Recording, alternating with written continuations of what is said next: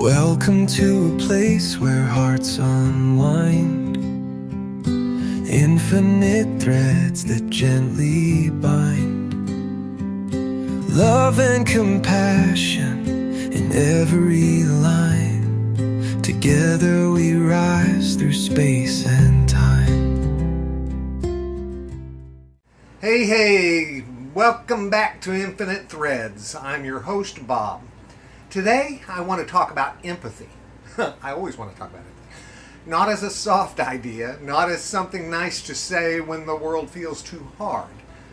I mean empathy as something serious, something necessary, something that may have far more to do with survival than we usually admit.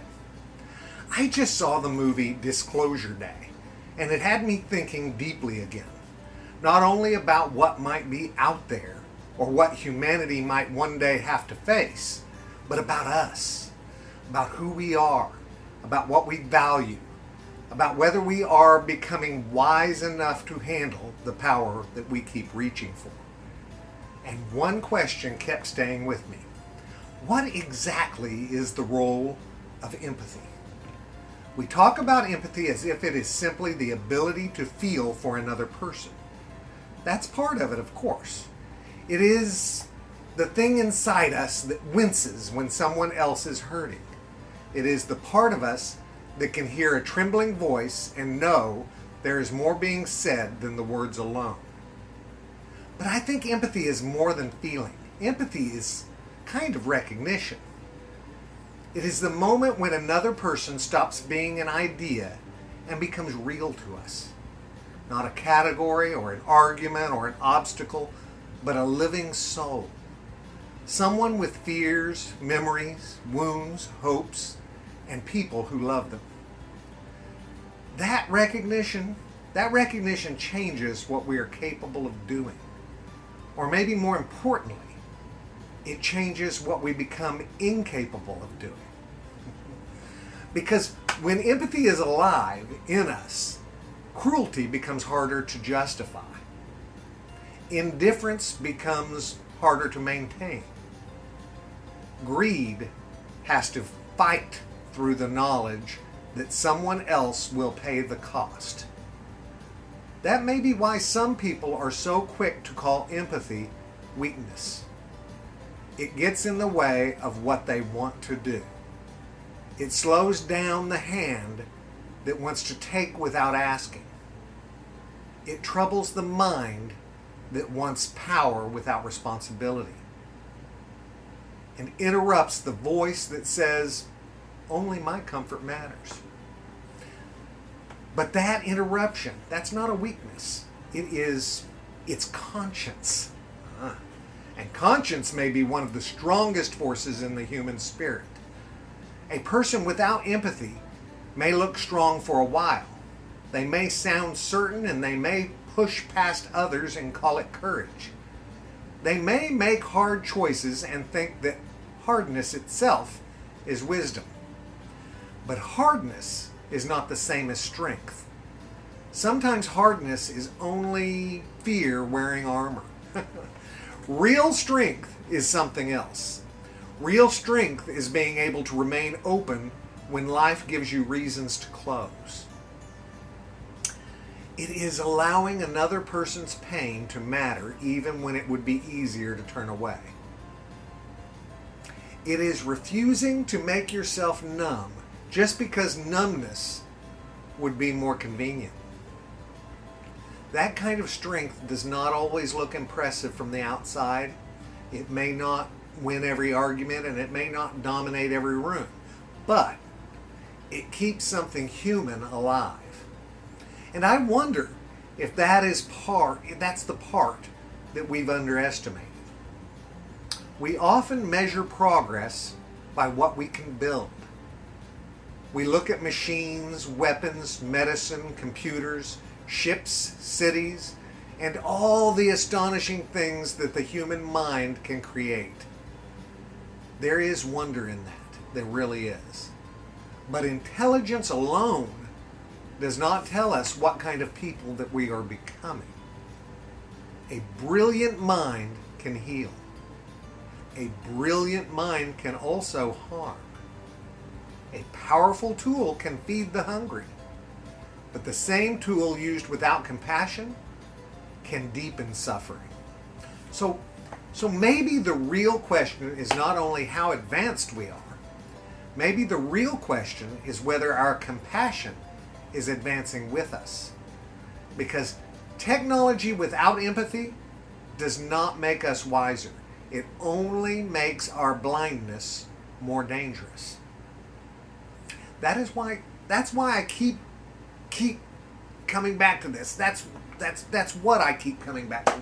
If we gain more power but lose the ability to care, what have we really gained?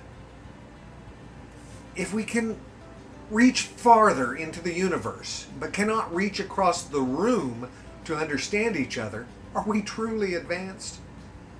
It's important questions. If we can imagine life beyond this world but still treat life on this world as disposable, then maybe the problem is not what we do not know. Maybe the problem is what we have refused to feel. Empathy asks something of us. That's part of why it can be uncomfortable. It does not let us stay untouched. It does not let us look at suffering as an abstraction forever. It asks us to make room inside ourselves for someone else's reality. And that can hurt. There's no use pretending otherwise. When you have empathy, the pain of the world can reach you. A story from across the ocean can sit in your chest. A stranger's grief can feel close, and a child's fear can stay with you long after the screen goes dark. Some people see that and say, that's why empathy is dangerous. It makes you too sensitive. But maybe the danger is not that we feel too much. Maybe the danger is that too many people have learned how not to feel at all. Because when we stop feeling, we can explain almost anything away. We can turn people into numbers. We can turn suffering into policy. And we can turn cruelty into strategy. And neglect just becomes a business. We can call it practical, we can call it necessary, and we do. We can call it the way the world works. That's one of the most common excuses. But underneath all of that, something sacred is being lost. Empathy is the voice that says, don't let this become normal. It says that person matters. It also says you cannot build a good world by becoming empty inside. And maybe that's why empathy is not only moral, maybe it is logical. A world without empathy cannot hold together for very long. Families cannot survive without it, and friendships can't deepen without it. Communities can't heal without it. Nations can't remain whole without seeing some ability, or without some ability to see beyond fear and self-interest. Even a civilization, no matter how advanced, would eventually face the same truth.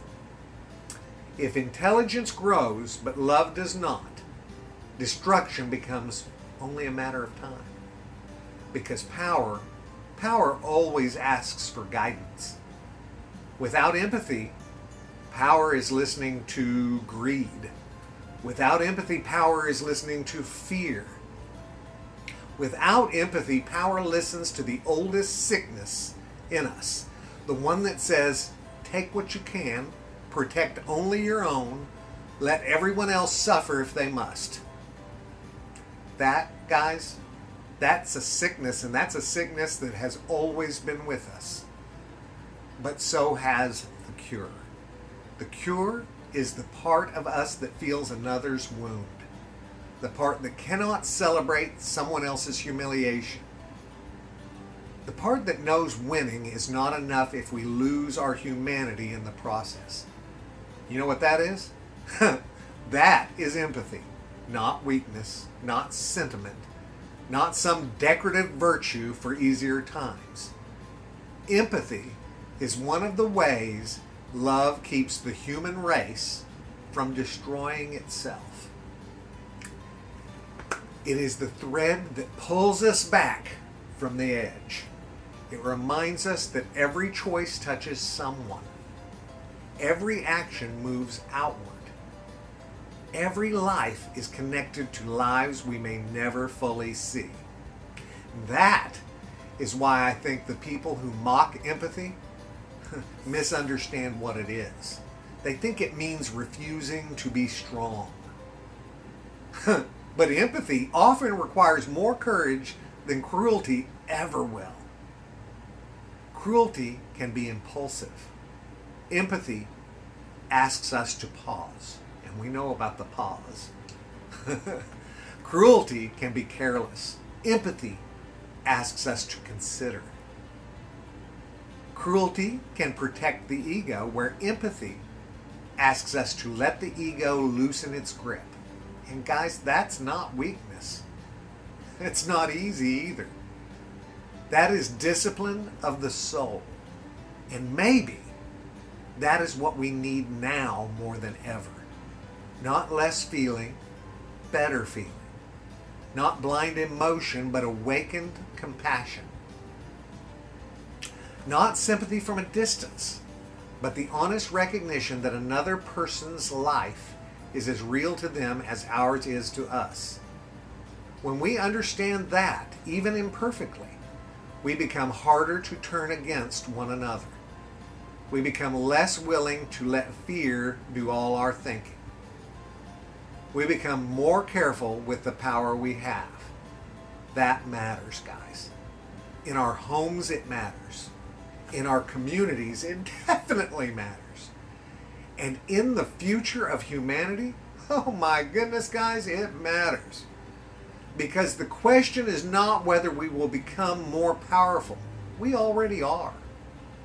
The question is whether we will become more loving at the same time. Empathy may be the bridge between those two things. It may be what keeps knowledge from becoming arrogance. It may be what keeps strength from becoming domination. It may be what keeps survival from becoming mere existence. And perhaps that is the role of empathy. To remind us that life is not something to conquer. It's something to honor. So today, let's not apologize for feeling. Let's not mistake tenderness for weakness. Let's not let a frightened world convince us that caring is foolish. The ability to feel another person's pain is not a flaw within us. It may be one of the most sacred signs that we're still alive inside. Thank you, guys. Thank you for spending this time with me on Infinite Threads. May we have the courage to feel. May we have the wisdom to let empathy guide our strength. And may we remember that love does not make us less capable of surviving the future. It may be the very thing that makes a future even possible. Love you guys very, very, very much.